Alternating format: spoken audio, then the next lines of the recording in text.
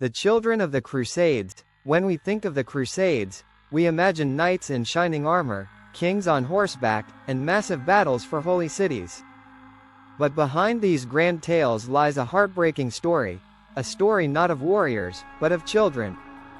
Innocent boys and girls, swept up in a movement they barely understood, who walked toward a destiny of suffering, betrayal, and silence. This is the forgotten story of the children of the Crusades.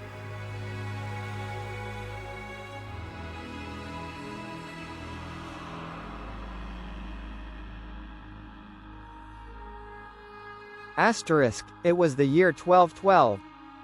Across France and Germany, thousands of children began to believe they were chosen by God. Inspired by wandering preachers, they claimed to have visions. Some said Jesus himself had appeared to them. Their mission? To march to Jerusalem and reclaim it, not with weapons but with faith. Unlike the knights before them, they carried no swords. Only wooden crosses, banners painted with holy symbols, and a dream that their purity alone would win the Holy Land. Word spread quickly. Parents wept as their sons and daughters left home, convinced they were walking into God's will. Crossed Swords Act 2, The Journey of Suffering, scene. Children walking barefoot over rocky paths, snow and rivers, but the road was cruel. These children were not trained soldiers. They were peasants, many as young as 10 or 12 years old. They walked barefoot across mountains, through rivers, and under burning summer sun. Hunger and exhaustion followed every step. Some begged for food in villages along the way.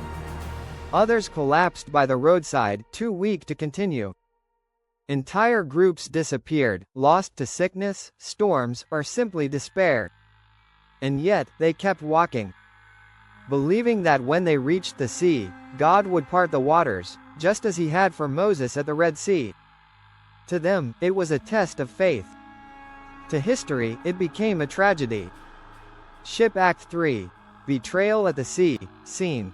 Mediterranean coast, children gazing at the waves, At last, the survivors reached the shores of the Mediterranean.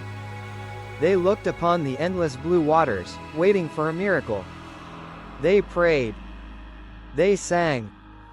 They believed the sea would open before them. But the sea never parted. Instead, merchants appeared, offering ships to carry them across to the Holy Land. Desperate and full of hope, many children boarded. But these ships did not sail to Jerusalem. They sailed to North Africa, where countless children were sold into slavery.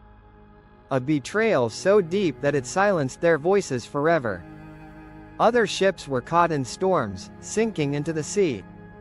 Hundreds drowned before even leaving Europe. Their journey, meant to be holy, ended at the bottom of the waves. Candle Act 4. What remained, scene. Candlelit church, grieving families, few ever returned home.